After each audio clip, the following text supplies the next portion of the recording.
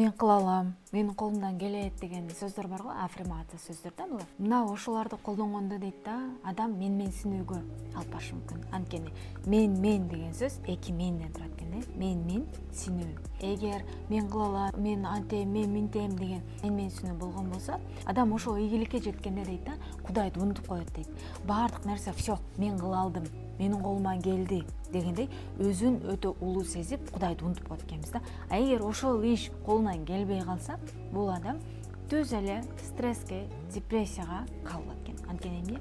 Өзүн бийик кое алгандыктан өзүн жоготуп коюшу мүмкүн экен. Ошондуктан туура аффирмация, туура сөздөрдү дагы айтыш керек дейт да. Эми ошол туура аффирмацияны кантип айтабыз? Алла мага жөндөм берген, мен эч кимден кем эмесмин. Кудай буйруса колуман келет, аракет менден, натыйжа Алладан деп. Бул жерде сен натыйжа өзүңдөн күтпөйсүң, Кудайдан күтөсүң. Бирок эмне? Ошол натыйжага жетиш үчүн сен диванда жатып эле, диванда критик болуп, комментарий жазып коюп, же жаман сөз жазып койбойсуң да.